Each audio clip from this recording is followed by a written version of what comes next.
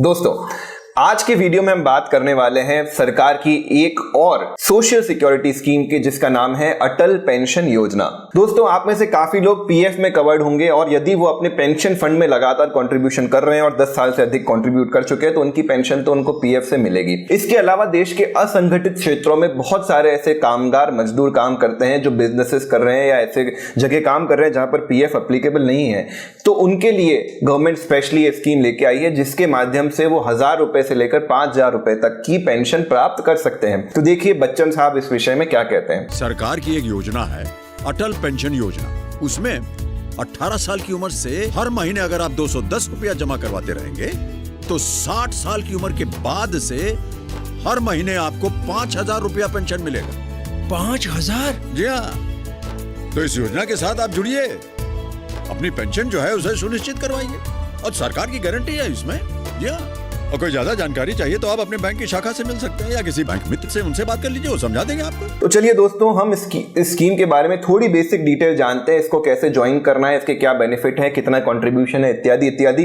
यदि आप ये ज्वाइन करेंगे तो इसमें और डिटेल में जानकारी आप अपने बैंक के माध्यम से पता कर सकते हैं। तो दोस्तों सबसे पहले ये स्कीम किन लोगों के लिए है, कब आई, उसके बारे में बात करते हैं। सबसे पहले अटल पेंशन योजना क्या है और उसके बेनिफिट्स क्या है। तो अटल पेंशन योजना सरकार के द्वारा लाई गई एक स्कीम है जिसमें 18 से लेकर 40 वर्ष तक के व्यक्ति भाग ले सकते हैं और एक मंथली अंशदान देकर स्कीम के अंतर्गत वो 60 साल के पश्चात जो पेंशन प्राप्त कर सकते हैं वो 1000 रुपए से 5000 रुपए के बीच में होगी। अलग अलग स्लैब के हिसाब से आपका मंथली कंट्रीब्यूशन भी अलग अलग हो जाएगा। इसका पेमेंट मोड क्या है दोस्तों, तो इसका पेमेंट भी जैसे बाकी दो सोशल सिक्योरिटी स्कीम के हमने वीडियो बनाए थे, प्रधानमंत्री जीवन ज्योति बीमा योजना और प्रधानमंत्री सुरक्षा बीमा योजना, ठीक उसी तरह इसका भी जो कंट्रीब्यूशन है वो डायरेक्ट आपके बैंक से ऑटो डेबिट होगा, यानी आपके बैंक में उतना बैलेंस होना ही चाहिए। जैसा कि मान लीजिए आप 5000 रुपए की पेंशन चाहते हो और आपकी उम्र 18 वर्ष है तो 241 रुपए महीने के आपके बैंक से सीधे कट जाएंगे।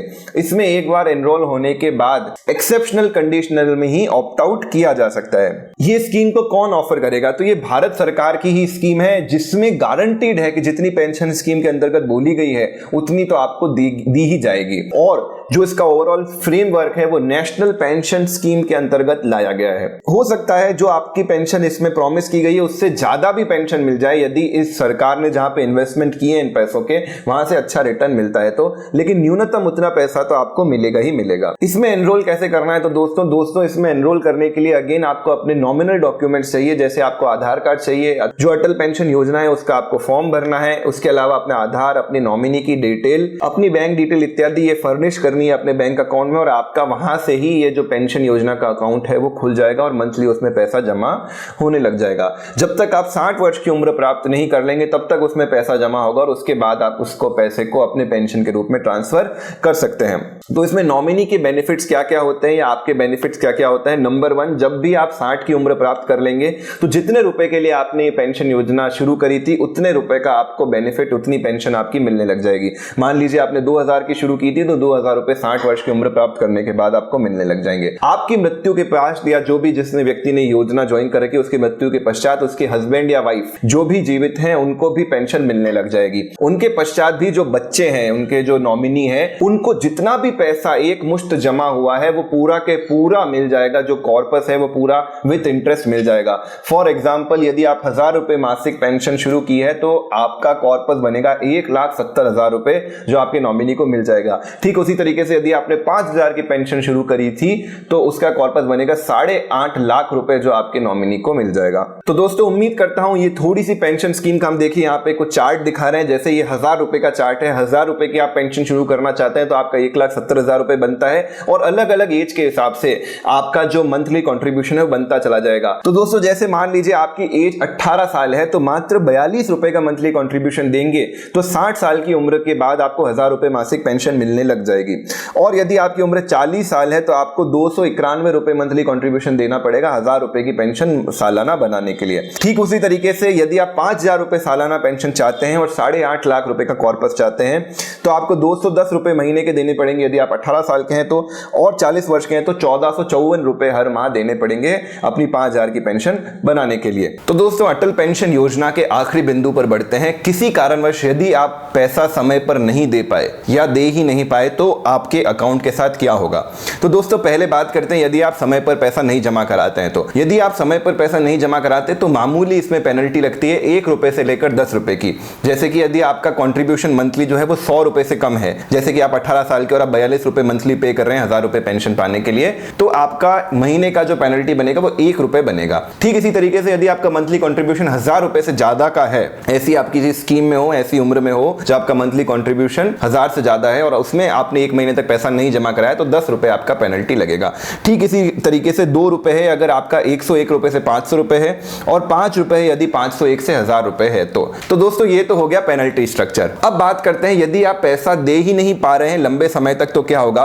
यदि आपने 6 महीने तक अपना डिपॉजिट नहीं किया है तो आपका अकाउंट फ्रीज कर दिया जाएगा। फ्रीज करने के बाद जब आप पुराना पैसा जमा कराओगे तभी वो अनफ्रीज हो जाएगा। 12 महीने के बाद आपका अकाउंट डीएक्टिव कर जाएगा, जिससे आपको वहां पर जाकर एप्लीकेशन के द्वारा वापस एक्टिवेट करके पुराना पैसा विद पेनल्टी जमा करा के एक्टिवेशन करना होगा। और 24 महीने के बाद आपका जो अकाउंट है वो क्लोज कर दिया जाएगा और आपका जितना भी उसमें पैसा जमा है वो आप अपना पैसा आप विड्रॉ कर सकते हैं। आपकी पेंशन की कोई भी स्कीम उसमें नहीं चालू रहेगी। तो ये तीनों टॉपिक इसके अंतर्गत आ जाते हैं, इतना आपको कंट्रीब्यूशन लगता है। तो दोस्तों आगे बढ़ने से पहले आज हम पूछते हैं आज का सवाल।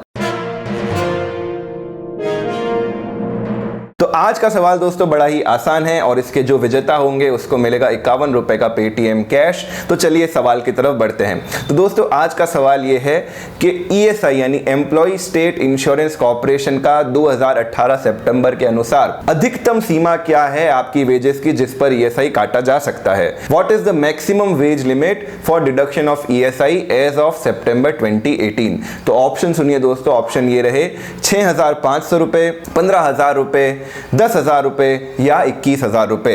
ऑप्शन फिर से सुन लीजिए, option 1 is 6,500 rupees, option B is 15,000 rupees, option C is 10,000 rupees and option D is 21,000 rupees. आपको अपने जवाब नीचे कमेंट में हमको देने हैं। एक व्यक्ति को एक ही कमेंट आंसर का करना है। आपको अपना ऑप्शन लिखना है और उसके आगे जो भी अमाउंट है, जैसे मान लीजिए आपका आंसर है ऑप्शन ए 6,500 रुपए, तो आपको लिखना है ए 6,500 रुपए। इसके विनर की घोषणा हम संडे के लाइव सेशन के दौरान करेंगे या फिर संडे को ही आप कम्युनिटी टैब में जाकर जो भी विनर्स हैं उनकी घोषणा को चेक कर सकते हैं। जो भी विनर्स होंगे उनको जीतना होगा 51 रुपीज का पेटीएम कैश। तो उम्मीद करता हूं दोस्तों आपको ये वीडियो पसंद आया होगा। इसी तरह से हमारे चैनल के साथ जुड़े रहिए। आज के लिए इतना ही। जय हिंद, जय भारत।